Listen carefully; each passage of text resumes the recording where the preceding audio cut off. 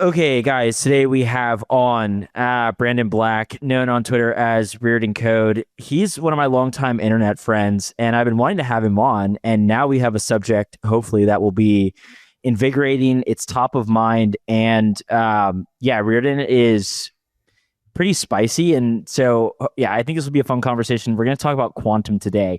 Rearden, give us a bit of background. And then also in doing so, give us a bit of background as to how you have been one of at the forefront of this quantum discussion, at least on my timeline.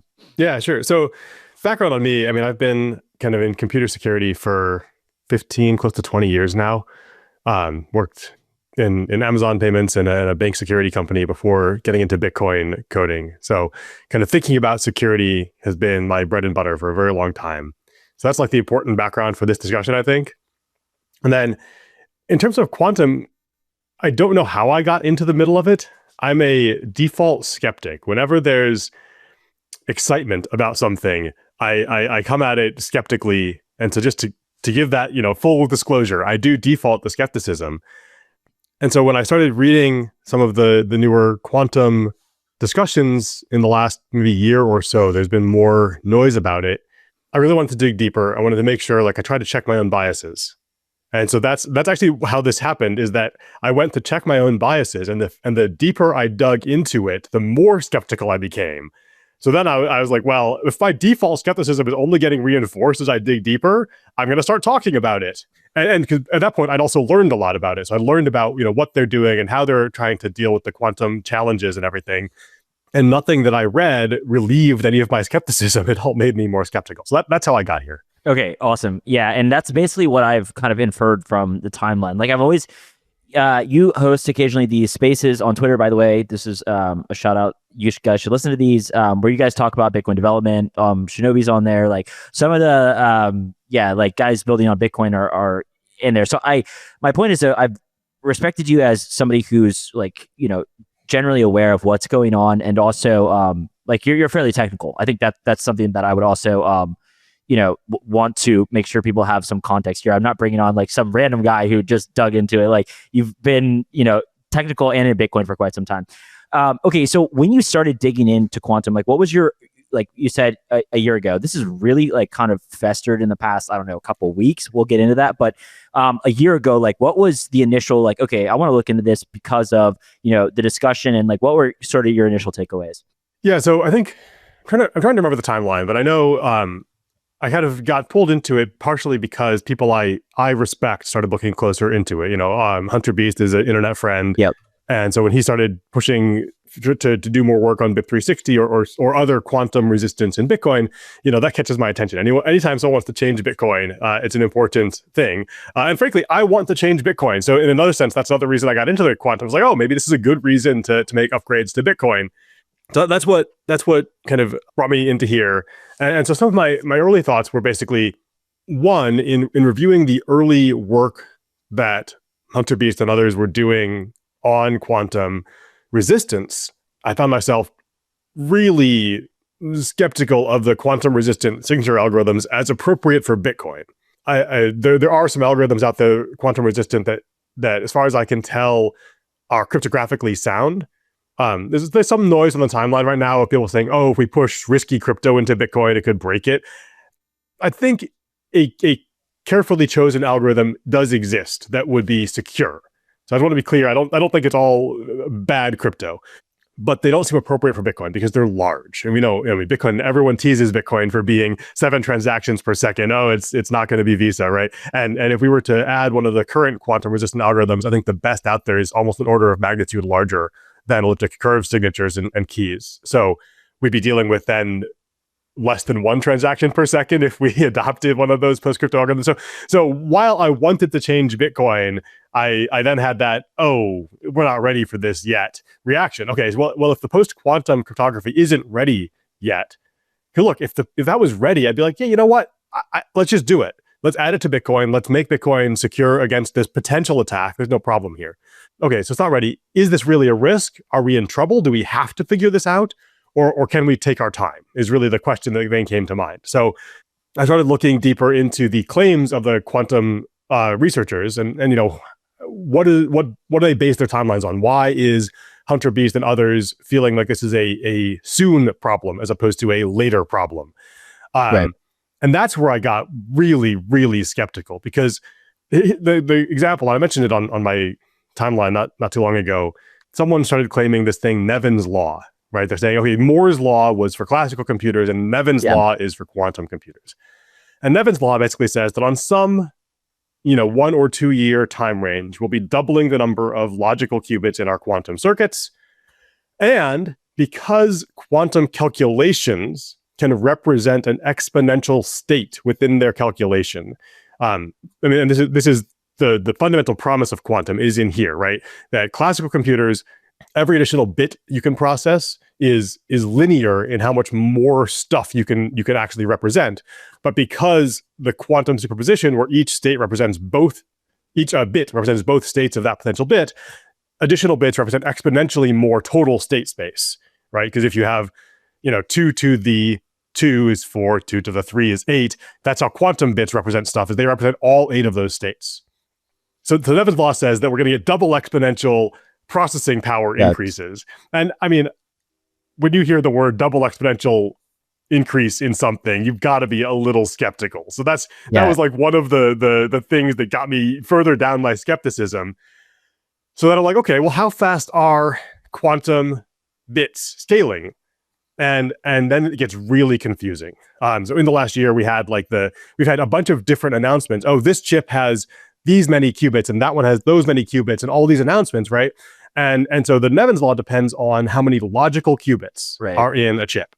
Okay, sorry to interrupt, but before we go on, like maybe for 30 seconds, and I'm not trying to dumb this down to a level where nobody would find it interesting, but explain what again, just take as short a bit of time as you want. What is a quantum computer doing, and what is its 3-sentence risk to Bitcoin, if you will? Potential risk. Oh, sure. Potential risk. Great sidetrack. So the thing that a quantum computer can do, and I would say the theory here is sound, as far as I can tell. If we understand quantum mechanics correctly, which is a little bit of an if, but I think it might be true, then what the quantum computer can do is you can load it with some state about the world and kind of construct the quantum computer as a circuit that represents something about the real world. And once you've loaded that in, it can represent all the possible final states in its superposition of qubits. And so instead of, again, with a classical computer, the computer is always calculating one specific state of the potential of the algorithm you're working on. With a quantum computer, if you've designed the computer and the circuit within it correctly, it represents all possible outcomes of that calculation. And then you give it an input for that, and it resolves to the correct output for that input. And so that's kind of the trick or the benefit of the quantum computer, is that instead of having to, let's say, iteratively calculate each possible outcome, when you load it up and then kind of trigger it or prime it, let's say, with the state of your system, like I've got this public key, let me apply it to the circuit that calculates the private key to public key conversion, then it'll resolve to the correct private key. And it's a little more complicated than that. And Shor's algorithm, you technically can't do this directly. It uses a technique called period finding. But the general summary is still that you represent the way in which keys in Bitcoin or other elliptic curve systems rotate around the... Oh, man. Okay, got to explain more here. Let's take one step back. Okay, you can go ahead. Yeah. Yeah, I want to get into the elliptic curve just a little bit here. Yeah, perfect. The key thing that makes elliptic curve cryptography difficult for classical computers is the fact that it's a discrete elliptic curve. It's not on all real numbers from 0 to infinity. There's a boundary, and the boundary is some specific number, which is called the... what's it called? Anyway, whatever. There's a prime number size of numbers within which the elliptic curve is calculated. So it rotates around as you add within the elliptic curve field, you're moduloing going back down. So you're not just continually going up through the elliptic curve. You're rotating around a modulo, and so that is what then lets the quantum computer solve it as well. In theory, is that the quantum computer can figure out the periodic nature of that elliptic curve. And that lets you go backwards, in theory, again, to a private key. Normally, public key to private key is unreversible because a classical computer cannot figure out the period with which you move around the elliptic curve. So as you go through it, there's this impossibility of how do I go back to the previous step because I don't know the period. The quantum computer can do period finding using Shor's algorithm to go backwards in that step of stepping around the elliptic curve on this modulo process. Got it.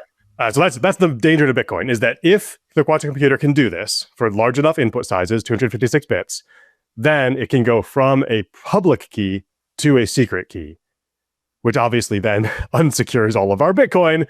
Well, some details to be worked out there, but that's the danger, is that people could go take your public key that you publish because it's public and find your Bitcoin. This is a danger for all other cryptos that are not specifically quantum resistant.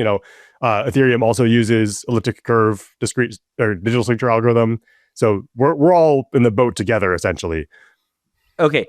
And maybe you can relay this again back just for a little bit of context. And like you were talking about classical computers. One of something I've been seeing I've been trying to follow this to the extent that I can on the timeline. I've been reading a lot of what you've said. And you mentioned you personally maybe even had more concerns that a classical computer would be able to decrypt keys before a quantum computer. Is that correct? Or is it just like, go ahead. But yeah, maybe you can relate that also to, like, again, differentiating like the quantum side versus the classical side. Why you're saying like, look, like I think currently it's probably more of a risk that we just get, extremely powerful classical computers versus even this like quantum idea.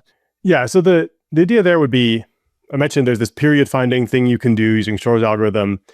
And we've seen in other crypto systems over the years, examples that come to mind are when I was a young man and learning computers and stuff, we used 1024-bit RSA keys.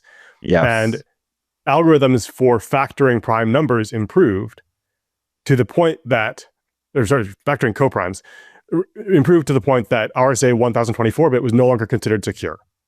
And so we went to 2048-bit, and that's remained kind of probably fine, but most people now recommend using 4096-bit RSA keys. So we've seen this process of both the computing power increasing and the algorithms improving in classical computing to weaken otherwise secure crypto systems.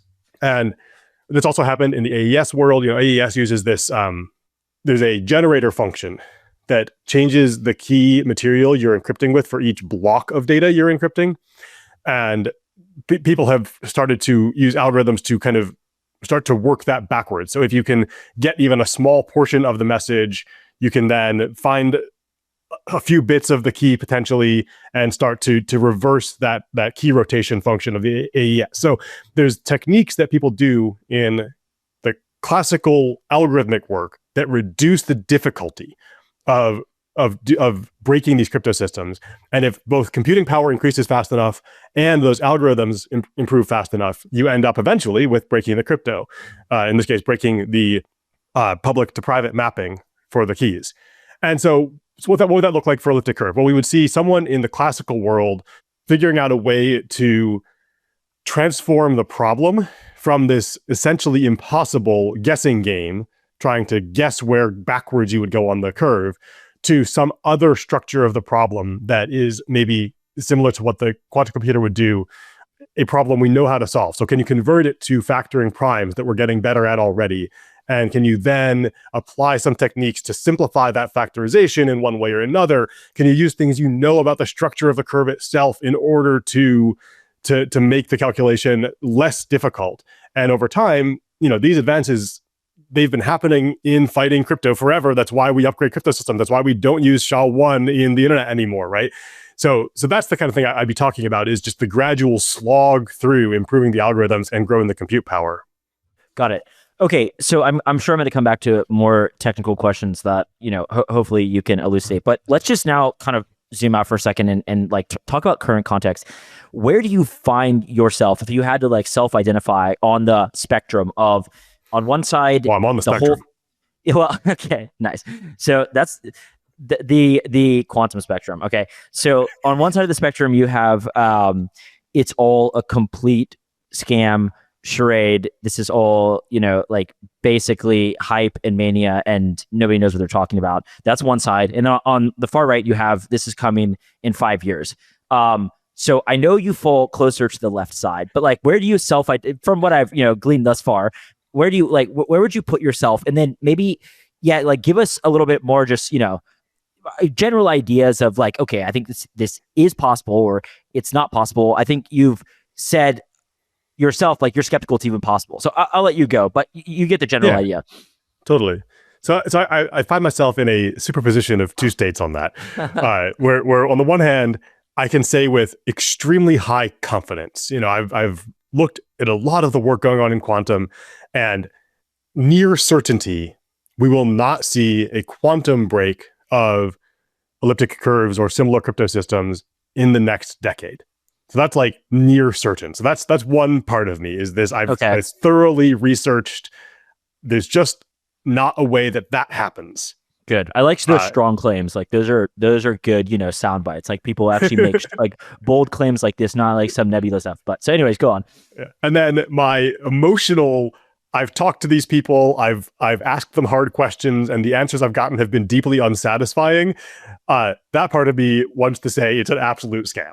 So emotionally, all the way to the left, it's just a scam. But the logical, I've done research, I've thought about it, I've kind of read the papers. That's just, I'm certain it's not in the next decade. Okay, so I love this.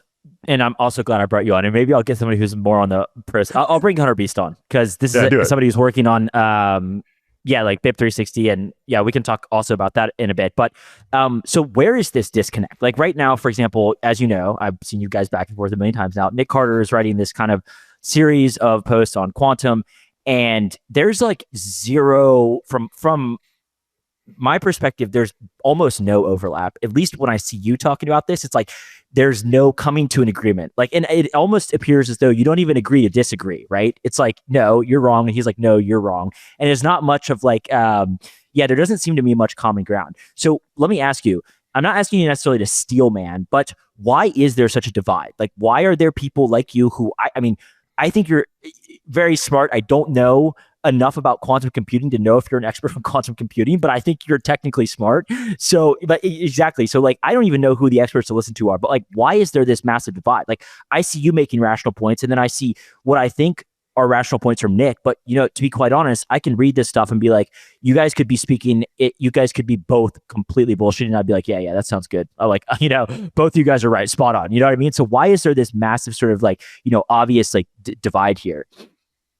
A big part of why we see the divide is, actually, I think there's a few points here. One is the quantum computing companies and researchers are able to put forward this pretty compelling set of evidence of, look, we've solved this problem. We can put these many physical qubits on a device. And we've seen progress, pretty decent progress in increasing the number of physical qubits on a device.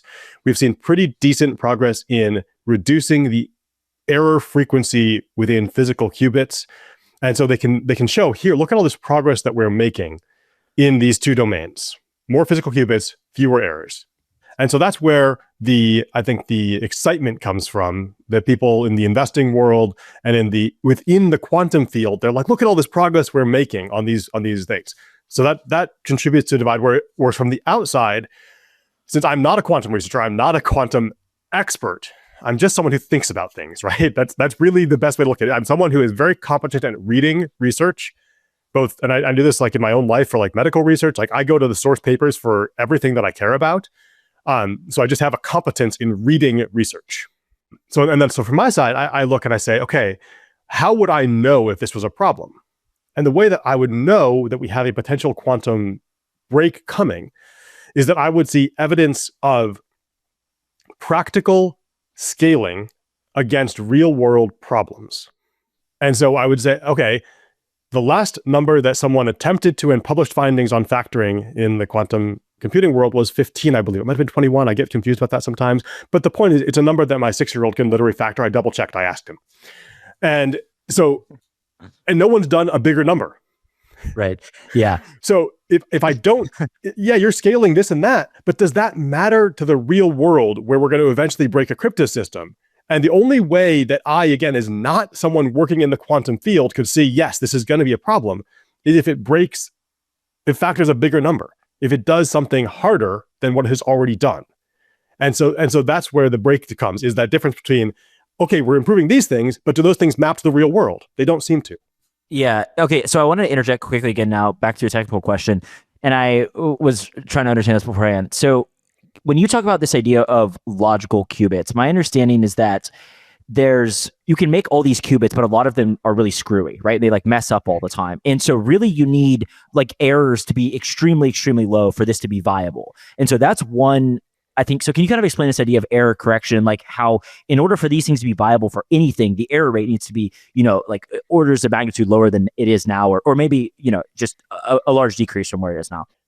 Yeah. So the same way we talked earlier about how quantum computers can do exponentially more state mapping per qubit you add because of that property of being in two states at once, the same property means that errors have a similar exponential scaling, where if you have one qubit, you have some error rate, but if you had a second qubit, now you have that error rate exponentially increased.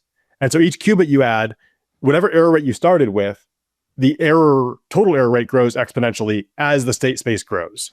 Got it. So in order for a quantum computer to do its, I'll call it magic for the moment, but to do the computation, it has to have an error rate that's low enough that as we've added enough qubits, and to break elliptic curve, common 256-bit elliptic curves, you need somewhere around, I think it's 2,300, so between 2,000 and 3,000 logical qubits that are stable enough that you can get to that many qubits and still have something that's distinguishable from noise.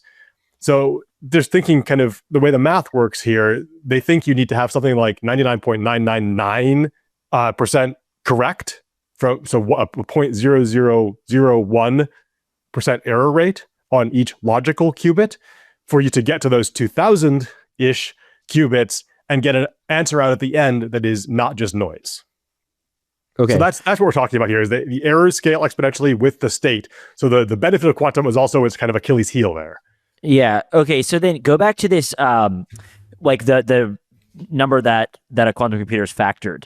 One of the other arguments that I see from you and others on your side, it's kind of like a running joke. I think Casey Rodarmore has this meme of like the goose like saying factor 21, like the goose honking at somebody. So one of the other sort of things people bring up is that like when people are showing a lot of this new research, like the breakthroughs, right? A lot of times when people are reading the research, like you gave, like I'm saying this in a really reductive way, but like you gave the computer the answer already. And so explain that to me, like what is that common trope, which is like actually you already told it the answer, so like that doesn't really count. And it seems like this comes up a lot, so I'm not like pulling something out of nowhere. Yeah, I've been actually reading about that this morning because Bob McElrath and the quantum researcher are going back and forth this morning about it. And that does vary a lot between the different claims you see from the quantum folks. But in general, because the quantum field is I think they know they're struggling to map from their improvements in the various domains I mentioned to real world results. They're trying to find ways to get that mapping to happen. And so what they've kind of started moving towards now is that you try to take as much of the problem you want to solve and move it into the classical domain, do a bunch of pre-processing on the data that you want to solve for to make it simpler in the quantum side. So like how can we do as much work on, like, let's say GPUs before we give it to the quantum computer so that the quantum circuit itself is as small as possible? Because as we talked about, the quantum error rate scales exponentially with the number of qubits. We want to have that circuit be as small as possible. They're like, oh, we can pre-process this much, and then we can actually post-process that much. So now the quantum circuit is just this small piece in the middle that does the key thing we need from the quantum circuit, which is kind of reduce this exponentially sized problem space down to something the quantum circuit can solve in hopefully linear number of qubits, which it could be that's the theory. And so that's what we're talking about, is are they cheating essentially in how much pre-processing they do? And so Bob and this other guy this morning are going back and forth with when the quantum computer, they made the claim and published a paper that it factored, that it reversed the elliptic curve discrete log problem for a 6-bit elliptic curve. So that was the claim that was published. And Bob is claiming that they basically pre-processed the difficult step, and they didn't, and his claim is basically that they accidentally pre-processed the difficult step and then gave the quantum computer the easy step. They didn't realize that the way they had done their pre-processing isn't possible for a larger curve. It was possible because on a 6-bit curve, the classical computer or my 6-year-old can just do the math and pre-process, or actually could solve the whole thing. And so it's easy on a 6-bit curve to accidentally do the hard part in the classical circuit and then just give the easy part to the quantum circuit. Oh, look, it worked. So that's basically where we're at here is, did the quantum computer do the difficult part for real, or did the classical pre-processing do the hard part for it? Yeah. Okay, I wanted to go back to something you said earlier about this, I think it was referred to as double exponential scaling. And you kind of laughed this off. And I think there is a tendency, right? Like I see this a lot in crypto, like outside of Bitcoin, which is like, most people don't understand exponentials, right? Or like exponential growth, right? And so so at times it seems like a little bit belittling, right? And I think this is probably where you fall. And it's like, hey guys, like, it's not that I don't understand exponential growth. It's that like what you are showing me is not evidence of exponential growth. I'm just laughing because, yeah, this is a frequent, and people love to cite Moore's Law, or people love to cite, right before the Wright brothers took off, people said they would never fly. And it's like, okay, yeah. So one person who is, and I'm interested to hear your thoughts on this, but is thought of as somewhat of an expert or a, thought leader is Scott Aronson. And he was, I think, the one who was talking about this idea of double exponential or whatever it was he was talking about. Is there anything that in your mind would make you think, oh, like maybe we are seeing exponential progress? Maybe this is different. And that's the main point I'm making. This time is different, right? This transcends any understanding of, Moore's Law or, Metcalfe's law, scaling networks, like these kind of understood ideas we have. Is there anything that would change your mind on that? Yeah, absolutely. And I made that post specifically in a conversation with Nick this week. Yes, yeah. I am on the lookout. I am reading quantum papers when they come out, looking out for a demonstrable cycle where a quantum technology for qubits has been developed, had been manufactured at one size with some error rate and some applicability to the real world. And then a year and a half later or a year later, another generation of that technology comes out that is now bigger and can do more real world work. And that's the thing that like the thing people kind of get wrong about Moore's Law is that it was an observation, not a projection. Moore observed that transistor density was scaling about double every 18 months. And he made note of that, and it was published in a magazine that people took it as Moore's Law. And people, because they called it Moore's Law, that it was kind of a misinterpretation. It wasn't a law, it was Moore's observation. And so that's where the quantum folks, I think, get ahead of themselves. They say, we're going to scale exponentially here without having a demonstrated cycle of we have scaled exponentially for 2 years, 3 years, or something like that. So that's the evidence that I'm looking for. And again, I'm actively looking for that evidence because I know that I'm biased towards skeptical, and I want to break that bias as early as possible so that we don't end up in a bad situation. But so far, there is no evidence of that. There's not been, and we've seen, you've probably seen it in the quantum papers that you've kind of just seen the headlines for even. What we don't see is, we built this technology, and then we built that same technology bigger with more real world functions the next year or 2 years later. Instead, what we see is this new technology, and then that new technology, and then the third new technology, and then the fourth new technology. They keep doing new things because they haven't found a technology that scales. And that's part of what drives my skepticism is that we're not scaling the transistor. We're not scaling the optical qubit or the superconducting qubit. We're throwing things at the wall, trying to get something to scale. Let me take a moment to talk to you about Ellipsis Labs, a team I've known for a while building some of the most interesting products in the space. The Ellipsis team is one of the few that I can consistently point to and say, these guys really know what they're doing. They're backed by Paradigm, Electric Capital, and Hahn Ventures. The founders, Eugene and Jerry, have experience at Citadel, Jane Street, and the Solana core team. Since launching their order book DEX, Phoenix, they've done over $80 billion in trading volume by making on-chain order books competitive with centralized exchanges. They are also the team behind Gavel and SolFi. I would consider them the foremost experts in crypto market microstructure. The best part is Ellipsis is hiring for New York-based engineers. Work with a small, focused team who are results-driven, collaborative, and use a modern stack. If you're an engineer who wants to work on infrastructure that's already proving itself in the market, go to ellipsislabs.xyz. Okay, now back to the show. Scott Aronson is somebody who, I'm citing him again, he has his blog, and he's more on the skeptical side, at least historically, but maybe recently, given the hype, he's made some, more kind of, I don't know, audacious claims. But let's say that I don't want to read research like you read research. I have different passions. But at the same time, I don't want to just throw stuff into ChatGPT and get it to like slop stuff back to me.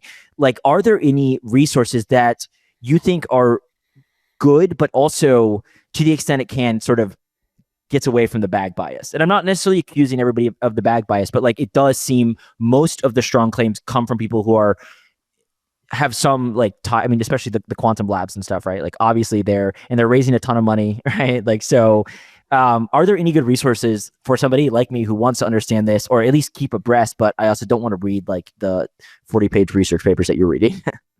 Yeah, I think both the chain code research paper and the publication that came out after the Presidio Quantum Summit that they did have been pretty measured, and they fall more into that unlikely in the next decade, but we'll keep an eye on it camp, which I think like that's, like I said, that's the best I can say with like very high confidence. My logical faculties say that makes sense. That very unlikely, I would say almost zero likelihood, but the claim, that's fine. Either one of those are kind of reasonable things to think in the next decade. We're going to keep an eye on it. So I would say look at those two resources first. And then other resources. The other thing to keep an eye on is just to watch out for people who say the sky is falling. And maybe I'm particularly attuned to that because as someone who was a kind of old school libertarian gold bug for years, like the libertarian gold bugs have been saying that hyperinflation is around the corner since before I was born, since 1970, right? Hyperinflation is around the corner. And those kind of claims just tend to be wrong. I think Scott Adams of Dilbert fame has actually talked about this quite a bit, where most of the time humanity says the sky is falling, and it turns out that it's just an engineering thing that we will solve when the time comes. And we've seen that with Y2K, and we've seen that with a whole bunch of things in human history where the sky isn't actually falling. And we are actually, as a species, pretty good at solving things in a timely manner. But all the people saying the sky is falling is actually not helping.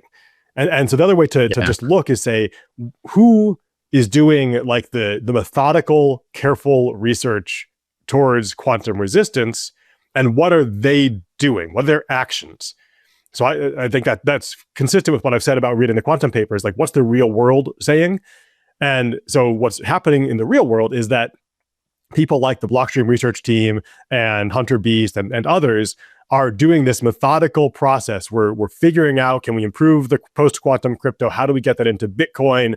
How do we make the crypto systems that we need to use work in a post-quantum world? And they're not like slow playing it. They're just doing it in a very circumspect and steady way, where it's kind of almost when it's ready, we're working on it. We know it's there. We don't want to be caught off guard, but we're also not panicked and rushing toward it. And I think I really listened to that signal of, yes, this is a potential thing. And like I said, because a classical break could also happen. Like, we shouldn't sit on our laurels and be like, oh, Bitcoin's good forever. Like, we see some Bitcoiners say that, right? Bitcoin's 1,000-year money. It's good forever. It's perfect. Yeah. Don't change it. And like, we don't want to be that. And so you can look at the people that are kind of between these two places. Oh my God, the sky is falling in 5 years, and never change Bitcoin. It's the perfect money. And in between there is this whole group of people that are methodically doing research and getting ready for whatever is next, whether it's a classical break or a quantum break or just better crypto that would make Bitcoin a better system. We came out with the Schnorr signature algorithm instead of ECDSA in Taproot. That was the result of some of this methodical step-by-step research that's been happening in the background. So really look for that middle signal to stay grounded. Okay, let's put right after you said the sky is not falling, I'm going to ask you to put your conspiratorial hat on for a second. Given the gravity of quantum computing, or I mean, even that may be disputed, but given the alleged gravity of like maybe having a true quantum computer, it's quite likely that nation states and the richest, most powerful people in the world want one of these and are quite likely working on them or staying abreast of what is going on. What is, I'm not asking you to assign like an actual probability here, but what is the probability that the NSA, China, Russia, or even some behemoth company, public or in stealth, has something? And a follow-up, which is, I suppose, the real question, would we know, right, about that? Because that's one thing I see come up a lot. Like, you wouldn't even know if they had it. It's like, well, I mean, I wouldn't know anything regardless. So you're not, like, you're talking to the wrong person. But like, that's something I see come up a lot, which is, you would have no idea that there's probably likely a stable quantum computer out there in prod right now. I'm like, okay, maybe, I don't know. But like, what do you think of this idea that this is such a, massive, important technology for mankind that like research and resources could be thrown at it from places we may have no idea about?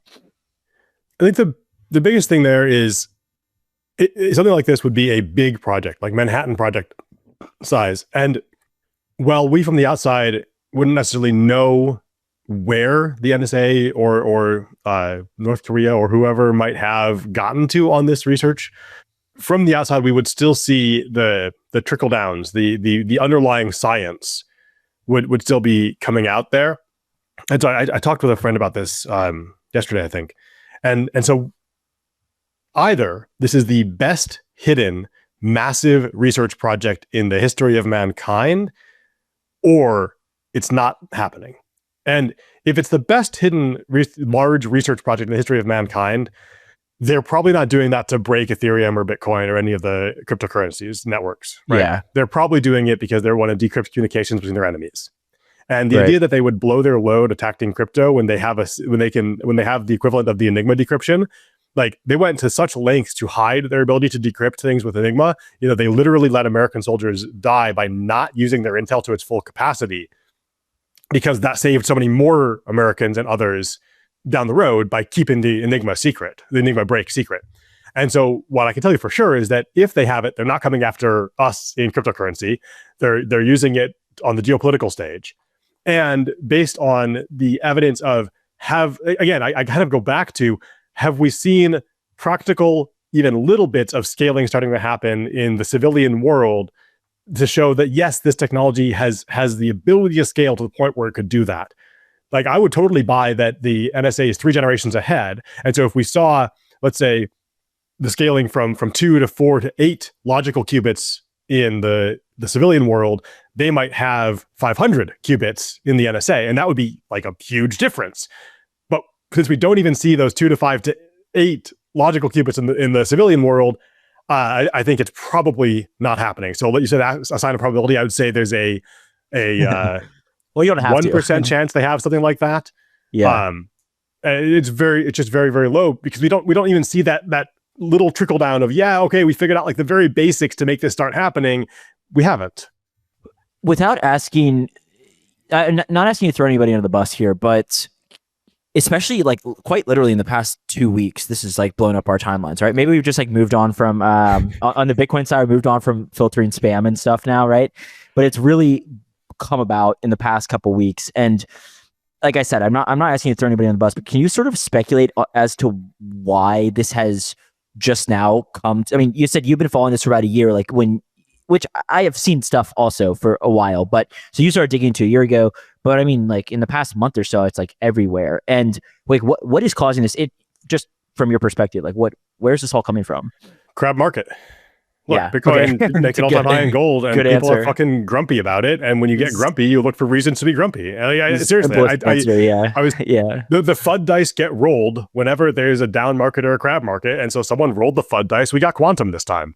Yeah, and also the thing with, like, as you know, probably as well as anybody, but with a lot of the FUD, I mean, I'm even reluctant to call it FUD because I think that makes it sound like I'm, pushing it away as invalid or something. Like, this stuff is all in some form or another valid. It's just like, from my perspective, okay, so you work on Bitcoin and I don't. And a lot of times I just take the stance like, okay, I'm very invested in this. And what's the worst thing that happens? Well, like it goes to zero and I die. And it's like, okay, well, that's not that bad. And so then it's like, after that, it's hard for me now to really be phased by any of this, but I do see other people getting really phased. But it is interesting how this stuff like crops up. And again, it's not rooted in complete conjecture, right? But it really does seem to like captivate people. On that note, I just thought of something. There's been some, people saying that TradFi and the big holders now are getting concerned about quantum. What do you think of this? Just first off, I don't think about it a ton.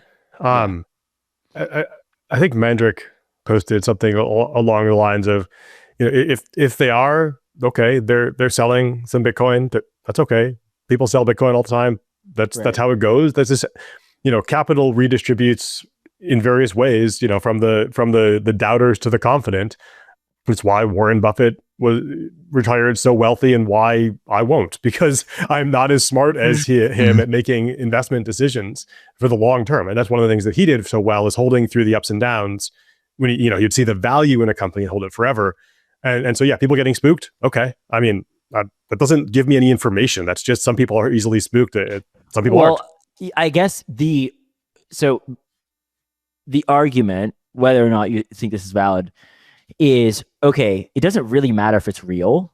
It's the perception. But I'm a little bit on your side, which is like, well, I think you guys are making the perception, right? Like, you know what I mean? Like, you're the ones creating this. But it is, it's a reasonable claim, which is like, look, they don't understand this stuff. So something comes along like this and it creates a lot of momentum. Maybe they do start selling. With that said, there was a lot of people, in the past year that have been saying that because so much Bitcoin is going to ETFs, because so much Bitcoin is going to MicroStrategy, that old whales think it's lost its cypherpunkness. And I'm like, people sell for all sorts of reasons, right? Like they probably are just they probably just want a condo in Monaco. Like, you know what I mean? Like, you're overthinking it, right? People, like you said, capital is redistributed, but maybe if there's anything with regards to like, can we at least have some idea of a plan or something along those lines so that we can go to, TradFi who have no idea what's going on and sort of say like, this is the plan, I guess. Yeah. So you mentioned kind of two very different perspectives there, because there, on the one hand, we have the NGU at all costs mindset, which is, this is bad that quantum is scaring these people off because I want my bags to pump. And like, look, I live in that space as the Bitcoin world who listens to me at least knows I'm learning to fly airplanes. I want to own an airplane, and I have some Bitcoin bags, and they're not going to buy me an airplane if TradFi is not buying, right? So I want those bags pumped as much as anybody.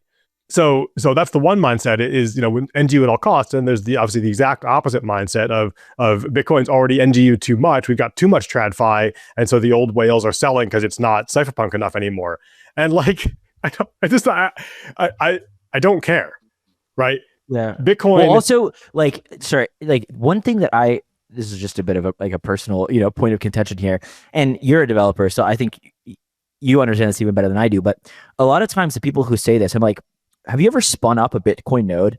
Like, have you ever taken an old computer and downloaded up to like current block height? And have you ever tried to, broadcast a transaction directly to the mempool, estimate a fee rate? Like, if I can do this, I feel like Bitcoin's still working to me. And like, I don't really care if BlackRock holds a ton. I don't really care if Michael Saylor holds a ton. I may even have reservations about these people holding a ton of it. But it's like, there's a lot of this kind of concern, comes from people who I'm like, all right, like, have you tried to just use it the way that you're like, alleging that has been totally broken? Because it still works. If I can do it, like somebody who barely knows how to work a computer, like I think a lot of people could figure this out. And like that to me is Bitcoin still working. But of course, people have different opinions of what Bitcoin's working. But yeah, that's usually my like main, is like pushback. Is like, dude, have you like you probably hold it in an ETF yourself, right? Like so. Like is a bizarre kind of point of contention, I find. Yeah, no, I agree, and I think that's the key thing, and many people have made similar points that, look, Bitcoin is not perfect, and there are problems with the way it could be potentially influenced by the big holders and whatnot. But at the end of the day, I run a Bitcoin node. My transactions go through my node. I can use it on chain. And there's even improvements happening in that realm. Like we look at things that are happening at Cake Wallet and at Block and Anchor Watch. Like there's so many companies out there that are making products for using Bitcoin kind of the real way, using real Bitcoin.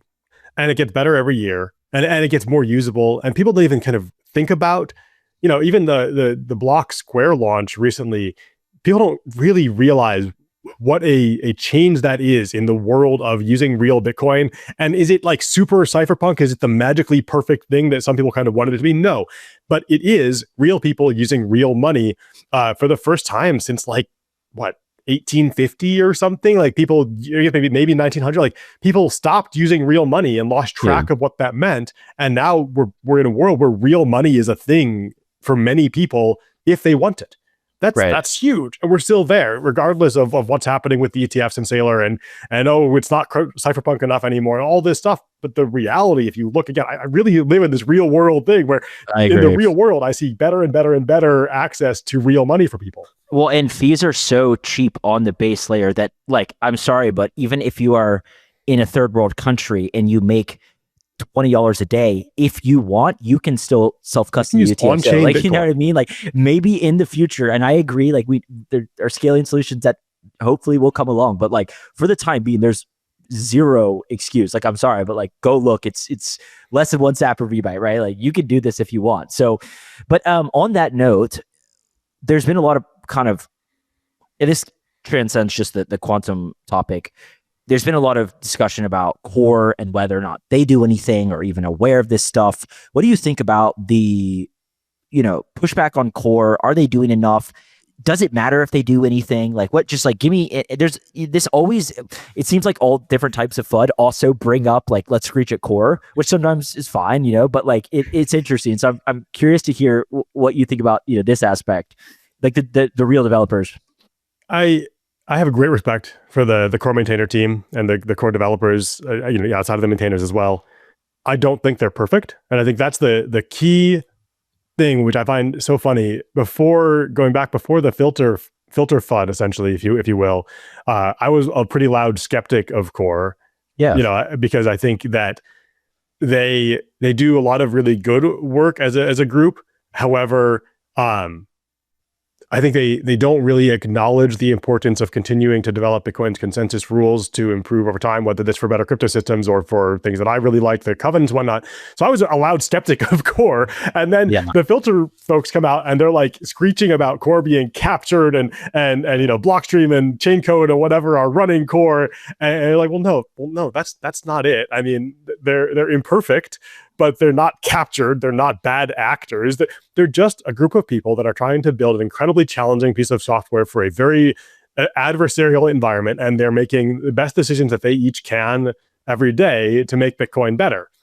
And so I have actually great confidence on both the filter topic and the quantum topic that Core actually is quite capable of making good decisions for Bitcoin that will protect it in the long run. And that's going to include rejecting quantum cryptography that's going to be, a downside to Bitcoin, whether it's because it's insecure or because it's simply too large and it breaks the throughput, or we can't use it in signature aggregation, or whatever the reasons might be. I'm extremely confident in their ability to make those decisions in the places where it matters most around, again, whether quantum or filters or whatever. Do you feel that Core is too gatekept? And because this is a frequent, aspersion launched their way. But one thing that I have sort of found now, like having talked to people who worked on Bitcoin Core, who formerly worked on Bitcoin Core, is like a lot of these people, they're doing stuff that maybe 0.1% of people who hold Bitcoin even know exists. Like, they're working on package relay, or like the most sort of random little niche parts of keeping a distributed network alive. And all of this like contention, they really have very little, like some of them don't even know what's going on. They're working on their little niche, and they're maybe funded by Chaincode, they may be funded by Blockstream, right? But like I just, it's funny that there's this disconnect, because this has been there was a similar argument against, Ethereum developers, that they're like very detached and they're in this kind of like castle and they have no idea what the plebs are up to. But the other side of this is, now having spoken to a lot of people who worked on core, like I remember talking to Carl Dong, who built Obscura, and like when he was telling me he was doing when he was, contributing to core there for a bit, I was like, oh, like interesting. I didn't even know that was a thing. You know what I mean? Like, so it's really fascinating how people project like what core wants and like the ideals that they set out. And like, this is the version of Bitcoin they want. And I'm like, guys, these people are just like coding all day. They have no idea what you're talking about. Right. So I'm kind of curious, but like, do you feel at all that it's gatekept in any capacity, or is it, too closed off from the populace, if you will? Yeah, I do think it's a little bit gatekept, and I want to make sure that I'm very clear. I have huge respect for the work that the core maintainers and team do, and I think that for quite a few reasons, some really good reasons, and some maybe complex social reasons, it's a little bit too cliquey. And there's kind of a culture around the Bitcoin core project that is hard for people to break into. I've certainly seen other open source projects that are more, that make it more tractable for outsiders to make big contributions than the Bitcoin core project. And here's like a kind of minor example of that would be the situation with CTV. Yeah. Which obviously I'm a big supporter of CTV. I think probably everyone on the internet who knows me knows that by now. And so CTV is good. It was the best option for Bitcoin moving forward for years. And then in the last year, some people that are closer to the Bitcoin core project made an alternative to CTV called Template Hash, which is basically the same features with two, let's say, material differences. And now that has more attention from the Bitcoin core team, partially, I think, because of who, as opposed to because of what. So yes, there is some of that. Now, you said something specific, which is too detached from the plebs or kind of what the community wants. And I would say, no, that's not a problem. Yeah. because we have to... Bitcoin can only survive and thrive if it is resilient to all forms of Sybil attack, social attack, etc. And so the fact that the Bitcoin core team is developing the best software based on the best engineering principles, regardless of what the plebs or Sailor or Fink or Besant or anybody say, that's a feature, not a bug. They have to be detached from all of that. They need to be doing the best engineering for Bitcoin, which has absolutely nothing to do with what anybody who uses Bitcoin is demanding. This is not a user demand driven system. This is a cryptographic principle. This is an engineering principle. This is a distributed systems principle driven system. We do not, as a developer community, serve the people what the people want. If we did, Bitcoin would just die, because serving the people would be the exact attack vector that a malicious attacker or destroyer of Bitcoin would use. They would create a bot army, maybe even a real person army, to create a lot of noise that creates community consensus for a change that destroys Bitcoin. Like, obviously, Bitcoin Core cannot and will not be responsive to the users. That's not how it works. That's something that is kind of jarring for people who aren't accustomed to open source projects or like how these things work. It doesn't really resonate with their worldview. And again, I take the stance like these people probably will figure it out, and if they don't, well, like, we tried. It's like it's like much easier for me to be like, yeah, these guys are obviously smarter than me when it comes to this stuff. Like, I'm gonna defer to them, and hopefully they make the right decisions. Okay, let's finish up with some of the. Well, now we kind of derail, but like, let's go back to the quantum thing for 1 second. What are some of the proposed solutions? So we have this guy Hunter Beast, who is one of our internet friends, and he has this thing called BIP360, which is a Bitcoin improvement proposal to do something that will create quantum resistance. What are the other, like? So talk to me about that, and then also what are the other proposals, or maybe you don't think much needs to be done, which is fine. But yeah, give me an overview there. Yeah, I mean, I don't think much needs to be done, but I support BIP360, Hunter's proposal. This is actually the great thing about Bitcoin and about the Bitcoin technical community, Hunter Beast and I could almost not possibly be further apart on the quantum risk. And yet we both support BIP360 because through the process of technical improvement discussions, BIP360 was made into something that is a general improvement for Bitcoin that also takes one significant step towards quantum resistance for the future of Bitcoin. And it's amazing, right? So I don't care about quantum. Maybe he doesn't care about the other benefits of BIP360, but we both support BIP360 because it's a step towards things we both want for Bitcoin in terms of the types of wallets and tools and privacy and everything that we want. BIP360 is great. So that's what is it? So BIP360 just creates a new address type. So right now we have taproot addresses, which are BC1 P? Yeah, BC. No, Q. Anyway, BC1Q is taproot, I believe. And BC1P was native SegWit. Anyway, so BIP360 creates a new address type for Bitcoin, which is BC1Z. And that new address type has it doesn't have any plain key material in the address itself, whereas taproot addresses have plain key material, public key material in the address. So a quantum computer can see a taproot address, and if it had the ability to reverse public keys to private keys, it can go straight from the address to a private key and then spend that Bitcoin.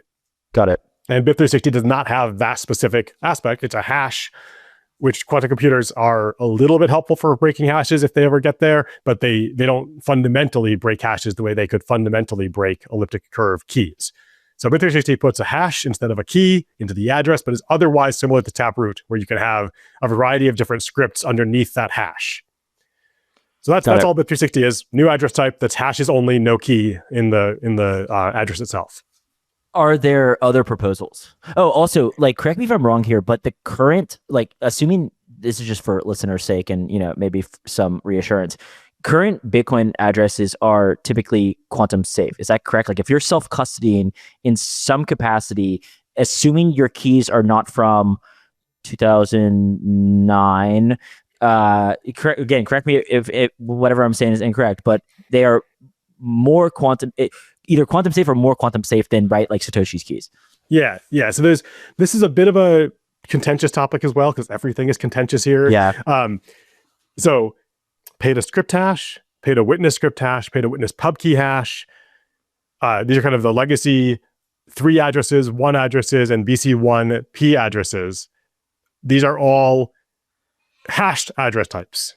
Pay to witness script hash, pay to WSH. If they have the H in them, they're hashed address types. Good. Okay.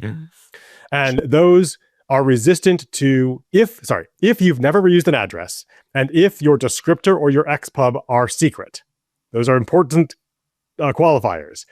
Then those address types are resistant to long-range quantum attacks, meaning that if there was a quantum computer that can reverse a public key to a private key in 5 days or a week or a year, those address types are safe from that, because when you go to spend from it, your transaction is confirmed and buried under proof of work before the quantum computer could break your key.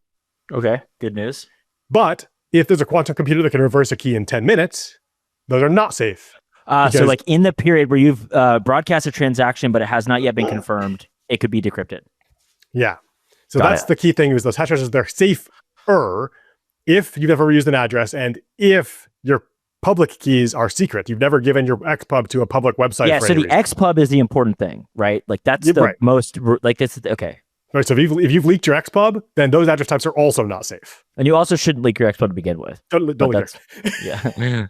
I did and so one of the things that's really important here is most exchange balances, or most exchanges reuse addresses. And so all the exchange balances are quantum vulnerable, even though they use hashed address types, because they mostly reuse addresses. Yeah. So yeah. So anyway, so I think that's somewhat of a false god to say that those addresses are more quantum resistant, because if quantum breaks the Bitcoin secret key or public key to secret key process, so much Bitcoin is vulnerable between Satoshis and the exchange balances and all the other coins that have on reused addresses. I don't think the hashed addresses really make a huge difference. Interesting. Okay. Now that said, I've recently been doing a bunch of quantum research, as you know, and one of the things that I realized that I had not, even though I've built Taproot wallets, which is kind of sad, I had not realized that there already is a recommendation in the Taproot BIPs to make there be a quantum resistant feature of the Taproot addresses.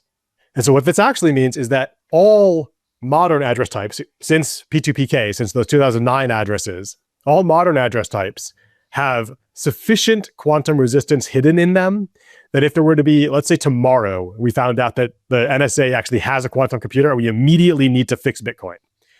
There's actually a path where we fix Bitcoin and almost everybody who has not reused addresses or published their XPub can still recover their coins. Because all it takes for people to be able to recover their coins is that there's something secret that they can use to prove that they are the correct holder of those coins. Even if the public key gets reversed to the secret key, if they have some other secret that no one else knows, they can still recover their coins. Okay. I have to do a little more research here still. This is kind of stuff that I just started learning about, but a couple of proposals were written on the Bitcoin development mailing list this year to enable people to make a commitment to the transaction they're going to make before they reveal which coins are theirs, and then move the coins after the commitment is buried. And that's why you just need some secret information you can commit to, and then reveal it to spend the coins. So the long and short here is that sincerely, for everyone listening, the sky is not falling. Most people would probably be able to recover most or all of their coins, even if tomorrow a quantum computer were revealed. Bitcoin would immediately soft fork to disable elliptic curve spends, and then would go on to enable one of these recovery techniques to let people recover their coins. Got it. So like the sky just is not falling. Let me, I said that was going to be the last point, but actually I can't believe I haven't asked this yet. Satoshi's assuming a quantum, I'll qualify this, assuming a quantum computer is a real thing and it is created at some point, Satoshi's coins are vulnerable, right? And so that's what, like over 1 million, or right around 1 million coins. What do you think happens? So it really depends on what the process is of quantum breaking. So like I said, if it's sudden, like if tomorrow we found out that a quantum computer broke Bitcoin's cryptography, so we don't already have a deployed quantum resistant method, then I think all elliptic curve signature operations would probably be disabled, because that's the only way to preserve any semblance of fair ownership of Bitcoin is we just disable that, and then we create some recovery method for those who have secure coins to recover them. So that's I think the one scenario is a sudden break where we haven't done enough preparation and it breaks suddenly. There's a decent path there. And then there's the gradual progress where, let's say in 10 years, kind of the narrowest inside of my kind of tiny itty bitty maybe chance quantum could break Bitcoin would be the very soonest, maybe if something magic happens tomorrow in 10 years. So in 10 years, the first quantum computer that can break a public key over a 2-year processing time is created. Someone uses that to reverse Satoshi's keys, and we see Satoshi coins start to move. In that case, I would speculate that, I don't know for sure, it's just a speculation, that because of the gradual process, most Bitcoiners say it's better not to confiscate coins than to protect that supply of Satoshi's coins. It's better to let the quantum adversary get them gradually, rather than disrupting the system by turning off elliptic curves or whatever, because it's gradual. So instead, what we do in that case is we would, let's say in 10 years, we see that very first thing happen. It's a gradual process. We would make sure that there are quantum hard addresses available, and people would migrate their own coins to those addresses over the next couple of years. Meanwhile, over the next couple of years, Satoshi's coins are being stolen by the quantum adversary, and that's fine. Like that's I think a very reasonable place as well. Okay, so like, because this has long been proposed as somewhat of a bounty, right? Like, for the creation or existence of a quantum computer. I think that I lean on that side of let them be taken, but I don't know what the community thinks. So you're saying that if it is gradual, you're inclined to think that people would say, okay, like we know what's happening. I mean, that'd be a lot of supply in the market. I'm sure it would be if it was, or maybe not. Well, but because Satoshi's keys, it's not like all the coins are on one public key. Right. It's not like a ton of different addresses, right? I think I can't remember. I have to go back and look at how, like the distribution. But one of the reasons we don't know exactly how many coins Satoshi has is that he used rotating keys. And so the way we know best which coins went to Satoshi is based on the pattern of the hashes in the blocks that he mined. Like the Satoshi thing, right? Yeah. So as far as I know, it's a lot of different keys. And so it's not like the first quantum computer that breaks the first public key that takes, let's say it takes Insta $2 years to break it. 1 million Bitcoin market order. Right. No, they get 200 Bitcoin, that first one. And then gradually, as quantum computers improve, they're able to capture more and more by breaking more of his keys. One thing that would be hilarious is if we confiscated and it was actually him. That'd be fucked up. That'd be really fucked up. So, but okay, like I am really fascinated with this conversation. Where do you think, like, so I lean on that side, like it is a bounty for quantum computing. What do you think the community is in agreement there, or do you think, because so correct me if I'm wrong, but I think Peter Wille was on the side of we should in some form or another confiscate them, but I could be wrong. What do you think? I don't remember Peter's. I know Jameson Lopp is certainly on the confiscate side. So there's definitely different opinions. So why do you think he says that? Like where is the other side? Yeah, I think it's a reasonable look at kind of fairness of saying, rather than letting the attacker get those coins, we should give everyone who's active in Bitcoin still an opportunity to migrate their coins first. And then we should disable the rest of the coins rather than giving them to an attacker. So I think that's a reasonable take as well. It's not my personal take. I think the redistribution of those coins has no bad aspect for the network. It essentially rewards another kind of innovation, and that's okay. Even though, if they're an attacker, is it theft? I don't really know, how to describe it. It's kind of weird. Cryptographic possession is such a major part of Bitcoin. And one reason I'm comfortable with that is that I've publicly said I would bet against quantum breaking Bitcoin in the next 10 years. I tried to get Nick Carter to take me up on that bet, for that matter. And so I would say, if I make the wrong bet and I don't move my coins to a quantum resistant address, it's okay if my coins get stolen. I am very comfortable making that bet and even losing that bet. Yeah. I think also, though, if you were to if we did what I'm assuming Jameson's talking about, that would reduce the supply. It would no longer be 21 million, right? Right. It's quite a weird... So I prefer it that we reliven those coins. Like, so let's imagine again, there's a slow break of quantum and we see the evidence mounting. We get a quantum resistant signature algorithm deployed to Bitcoin. We give everyone the chance to migrate. Let's say they have 2 or 3 years to migrate to quantum resistant, and then the coins start moving. I'm kind of okay with the people who didn't migrate in 3 years losing their coins. Again, I might be one of those people, and I'm still okay with it because I think I'm such a skeptic of quantum. The market rewarding people for making correct decisions is what the market does. And so if you make the wrong decision about migrating to quantum, you lose your coins. Yeah, it's interesting. That aspect of it is a little bit harder to square. So like the way I look at it a little bit is, you know how one trope that a lot of the Bitcoin maxis, maybe, not necessarily developers or anything, but they talk about this idea like digital scarcity can only be created once. And in some ways it's like technically and like objectively untrue. Like there's a lot of cryptos that are more scarce and have less of a supply than Bitcoin. But on the other hand, it's like directionally correct. And the reason they talk about this usually is like if Ethereum flipped Bitcoin, it would completely destroy the notion that there's such thing as a store of value, because then a digital store of value, because then something will come along and flip Ethereum, right? And what we're saying is that it's not in fact a store of value. It is in fact purely a technological innovation. So like that, what my point is saying that the people who say this, I'm usually like, just like, you probably don't know what you're talking about, but it's like, it is actually maybe directionally correct.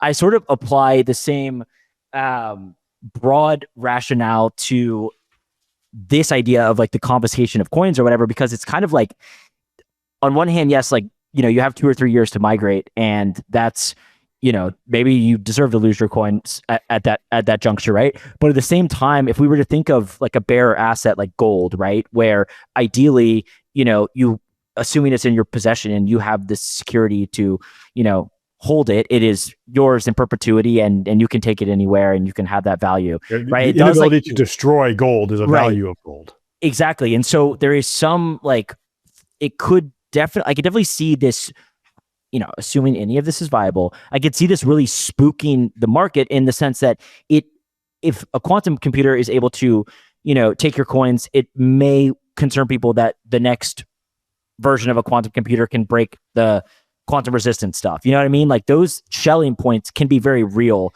from at least from a sociological perspective. Well, yeah, and I think the problem is that those problems exist on both sides of this.